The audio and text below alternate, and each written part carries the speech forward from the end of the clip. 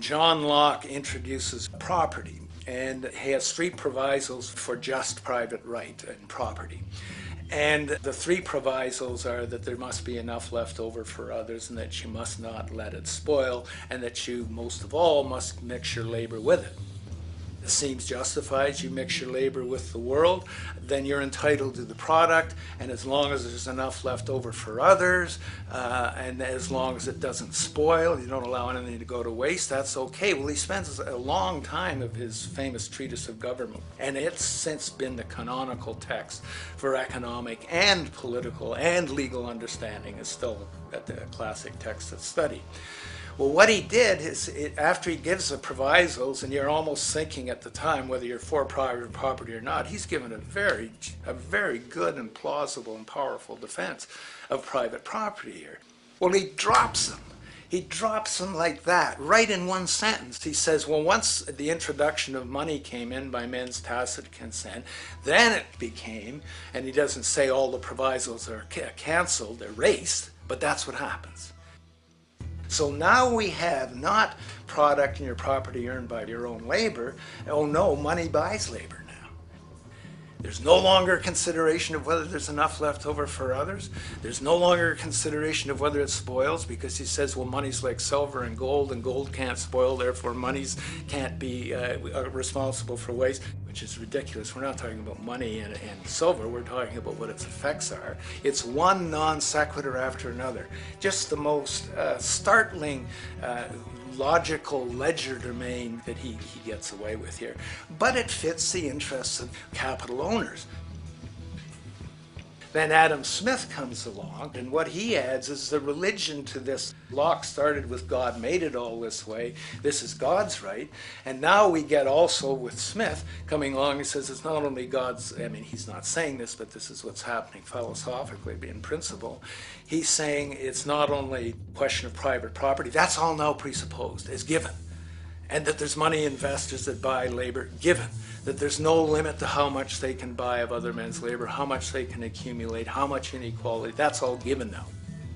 And so he comes along, and what his big idea is, and again, it's just introduced in parentheses, en passant.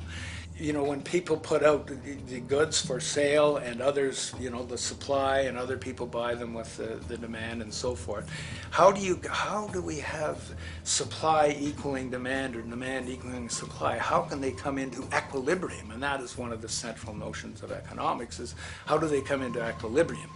And he says it's the invisible hand of the market that brings them into equilibrium. So now we have God is actually immanent. He just didn't give the rights to property and how, you know, all its wherewithal and its natural rights of doing all that Locke said.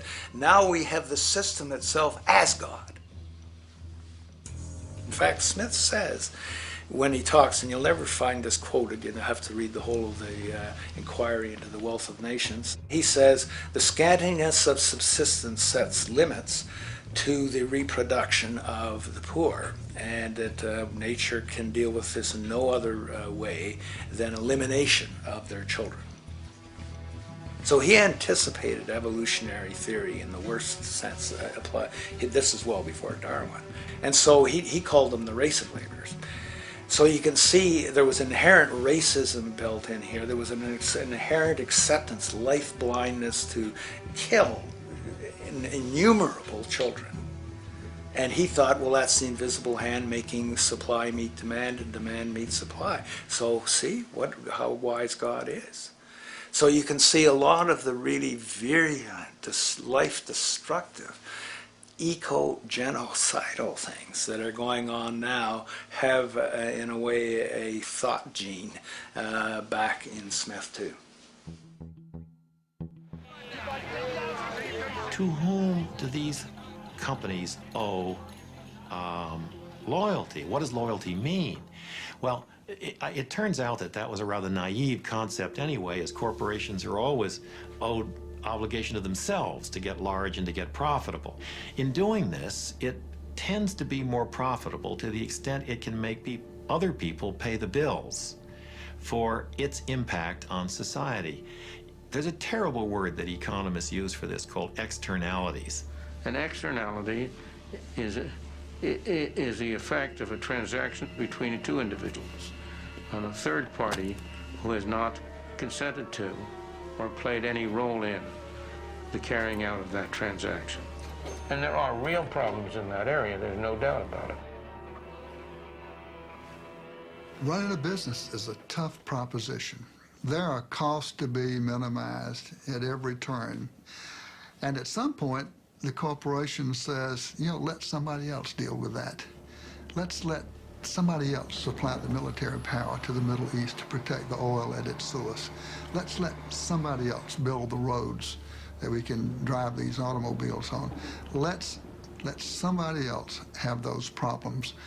And that is where externalities come from, that notion of let somebody else deal with that. I got all I can handle myself. A corporation is an externalizing machine in the same way that a shark is a killing machine. Each one is designed in a very efficient way to accomplish particular objectives. In the achievement of those objectives, there isn't any question of malevolence or of will. The enterprise has within it, and the shark has within it, those characteristics that enable it to do that for which it was designed. So the pressure's on the corporation to deliver results now and to externalize any cost that this unwary or uncaring public will allow it to externalize. The tailor, the grocer, owned shares of one kind or another. This was the first time that many ordinary Americans had begun to invest in stocks. A stock, a share of a company, is bought and sold here on the floor of the New York Stock Exchange. The stocks themselves have no fixed value. As in an auction, if the stock is in demand, its price goes up. No demand, and the price goes down. For almost 8 straight years, stock values had been rising. By 1929, there seemed to be no upper limits in this world of paper, numbers, and dreams. It was an arena of unbounded opportunity where somebody like my grandfather could come into it and make a fortune. So many people made so much money in the market that late in the 20s, it seemed that you just couldn't go wrong buying stocks in American companies. Here was a whole new way to make a fortune. Unlike the Carnegies and the Rockefellers of previous decades who built steel mills and dug oil wells, men like Michael Meehan, Jesse Livermore, and Charles Mitchell had amassed their fortunes buying and selling stocks, pieces of paper. The public was fascinated. Bankers, brokers, and speculators had become celebrities, and they lived like royalty. I can hardly believe that a family lived in this kind of a house. I mean, today it would be almost unbelievable. 6 stories and these great big rooms. Enormous.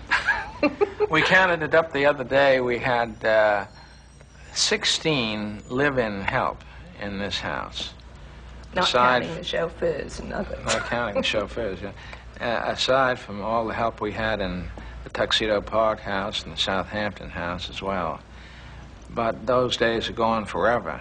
I should say. But we never thought of it as being grandiose because practically everybody we knew seemed to live in the same way.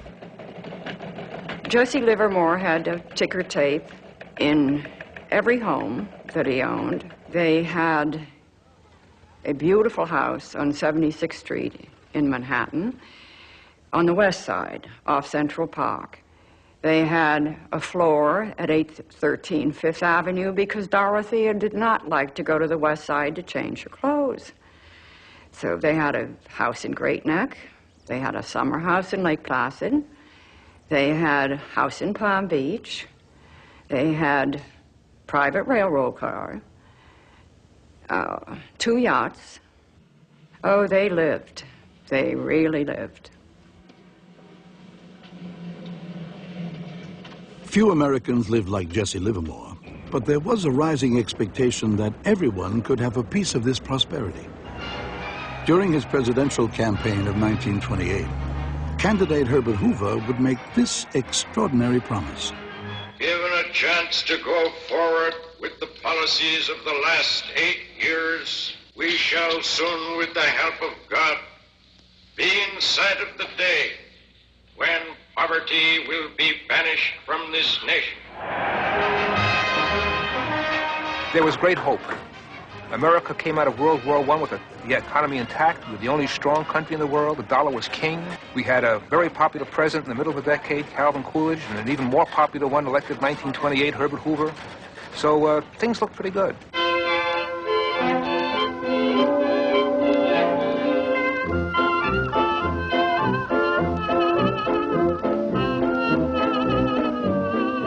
The economy was changing in this new America. It was the dawn of the consumer revolution. New inventions, mass marketing, factories turning out amazing products like radios, rayon, air conditioners, underarm deodorant. This is a period in which the American household gets the washing machine, gets a refrigerator, goes off gaslight and gets electricity in some cities. This is a period in which people would buy little plugs to put into the outlets in the wall so the electricity wouldn't leak on the floor. What will they think of next was a 1920 saying. Because new things were continually coming out. And there were new things which you could enjoy, not just for the few. One of the most wondrous inventions of the age was consumer credit. Before 1920, the average worker couldn't borrow money. By 1929, buy now, pay later had become a way of life. So there were changes, many changes in the way people viewed the world, and all of them optimistic. You extrapolate the curve, and what do you have? Permanent prosperity. That was a term one heard in the late 1920s. We're entered an age of permanent prosperity. Wall Street got the credit for this prosperity, and Wall Street was dominated by just a small group of wealthy men. Father called Mayor Walker up here, and he had some other bankers with him, and Mayor Walker was sort of put on the grill in the upstairs library while these bankers read the Riot Act to him to try and get some fiscal responsibility instilled into him. And I know that after the meeting, someone took me into the library and pointed me out the chair that the mayor had been sitting in, and he'd been so nervous. Oh, those Louis XIV chairs with all the little Louis XV chairs with all the little tacks in there, yes, brass tacks. And he'd pulled out almost all the brass tacks that were sitting on the floor out of sheer nerves. The stock market, too, was getting a severe case of nerves. On Friday, March 22nd, all eyes were on that august government body in Washington, the Federal Reserve Board. The board distrusted the boom. They saw the speculation as reckless and dangerous because it was based more and more on the shaky foundation of borrowed money, margin. The board had the power to curb the borrowing, but the market was now dependent on borrowed money. Without margin, it would collapse. The board met day after day. Would they ask for regulation of the stock market? They issued no public statements. Their silence was terrifying. Get my broker, say get my broker. Got the deal, got the deal, got the deal. On Monday, March 25th, investors began to sell. Blue chip stocks plunged. Tuesday, another wave of selling swept the market. As it fell, people holding stock on margin were hit hard. They'd put only 10% down, but the value of their stock dropped more than 10%, so their down payment was gone. To hold their stocks, they'd have to put up more money. On March 26th, millions of investors suddenly found themselves in deep trouble. Your broker would call you and say, we need more money. You're wiped out. Unless you could give him more money, he would then sell the stock. Now, he would sell the stock, which would cause the stock to go down to 83, 85, 86. And now more margin calls are triggered. So one margin call triggers, another margin call triggers, another margin call, and it goes all the way down. With everyone trying to borrow money to cover the falling value of their stocks, there was a credit crunch. Interest rates soared. At 20%, few people could afford to borrow more money. The boom was about to collapse like a house of cards. Charlie Mitchell was horrified. His success. What is it? Glass-Steagall was an act passed from the Depression era that separated commercial banking from investment banking. What happened in the 1920s, the go-go era of the 20s, is that the commercial banks and the investment banks were the same. So they were taking in public money and deposits, and they were speculating in Wall Street and elsewhere, Europe, with the public's deposits. And of course, what happened was 1929, and the speculation came to an end, and the banks were all broke and had to be bailed out again by the government. So the people in Washington said, enough's enough. We're never going to again let you put commercial banking and investment banking into the same companies. It's just not healthy. And we didn't have that from 1934, I believe, or whenever Glass-Steagall was originally passed, until it was repealed in the mid-90s. And it was the biggest mistake ever made by this country. Michael, you're in the futures business. Right. You're in the same business as the people in Wall Street. You just don't happen to be there, right? Well, our business is transactional.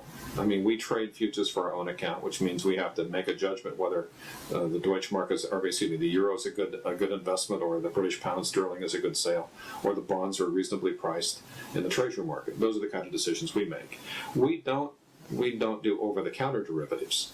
We don't create exotic credit default swaps. Credit default swaps. You don't the create kind those of things. things that are traded over the counter that the banks don't want to have transparency or margin correctly, because they make too much money in by deceiving their customers who are buying them that they're valuable or have value. Now, when you say banks, you're not talking about the bank down the street. You're talking about. I'm talking about the banks in New York, the city banks, the Chase Manhattans of the world, who basically have designed these products that are supposed to do something for someone, but what they really only do is steal and give money to the New York banks.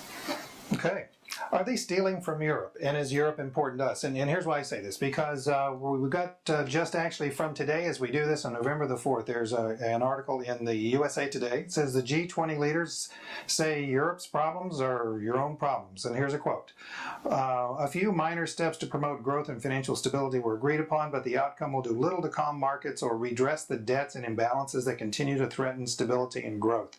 This was a quote from Charles Kupchan of the Council on Foreign Relations. Is he right, and do we care? We should care, because Europe is a huge trading partner of America, and it's not an area of the world that we need to see go into recession or depression. The problem we have in Europe is manifest by what happened by the Maastricht Treaty, which basically put Europe all under one currency. So if you lived in Italy, you didn't have your lira anymore, you had euros. Mm-hmm. You lived in France, you had euros. Germany had euros. Greece had euros. Spain had euros. Portugal had euros. What this did was it allowed manufacturers that had historically had problems selling product into places like Greece because of the currency translation. That was now smooth. There was no more problem in selling a Mercedes automobile in Athens because you got paid in euros.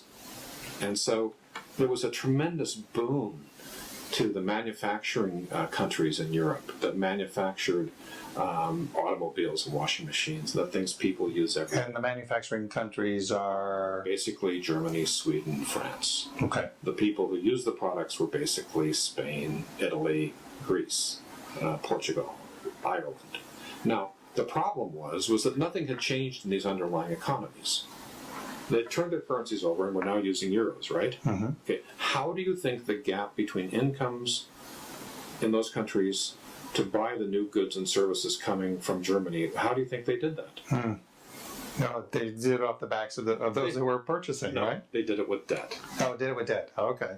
What they did was they were able to print up enough bonds and sell them in the world markets that they could finance the gap between the intrinsic value of the Greek drachma and the real value of the euro being sold as the medium of exchange. So over time, while this trade process went on, mountains and mountains and mountains of debt continued to accumulate, and nobody, who would want to stop this great standard of living that was rising? No one. Yeah. The only problem is at the end of the road, you're left with mountains and mountains of debt. Now, who did the mountains of debt? Who was the biggest Who did the most underwriting of these Greek bonds and things? And the other thing, in the Maastricht Treaty that was supposed to be, there was a percentage of debt to GDP that you couldn't exceed. But the shrewd investment bankers at Goldman Sachs, can you believe this, found a way around that percentage by creating derivative instruments that didn't quite meet the definition, thereby allowing the Greek government to go deeper and deeper into debt. Yeah, actually, that was what I was gonna mention. There was an article out of the New York Times in February 2010, which saying a deal created by Goldman Sachs helped obscure billions in debt from the budget overseers. That's correct. In Brussels. When I think of Greece, I think of this incredible scenery, but now I'm going to think about a very poorly run country. And now they're down to the point where, the IMF and the people that run the IMF and the people that run the European Union are saying to them, okay, we'll give you another tranche of money so you can pay us back. It's like, okay, if you starve a little longer now, if you're willing to eat like only 3 times a week, we'll give you another 8 billion so you can pay us back. Well, eventually, the people of Greece are going to say no. And that's essentially what they're saying. And I think we're basically getting down to that. Isn't Italy next? And won't Italy be worse? It's hard to know because you really don't know.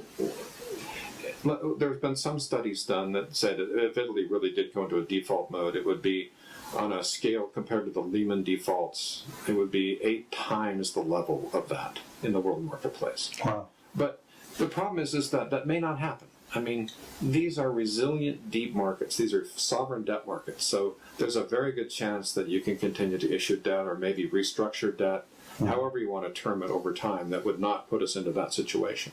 Michael, an important part of business is to be able to exist in the world. It's not something that exists in a vacuum. Every single time we talk about bad actors, Goldman Sachs comes up, and they're a U.S. firm. Yeah, it's unfortunate. I think I think something has happened. When I first got into business, I started with a firm out of San Francisco called Dean Witter and Company, and I was trained by them. In those days, we went through broker training, and I spent a year in San Francisco at the corporate headquarters going through training. And there was a different culture in those days, Stan. When I came out, the point of our firm was to make our clients money, was to take care of our clients above all else. Something changed along the way. Now the motive is, how can we use our clients' money to make the most money for ourselves? And that motive is driving, I think, a lot of the problems you see among major firms, particularly the New York banks right now. So with that, Michael, we're going to be going to the next segment, because what we're going to do is we're going to talk about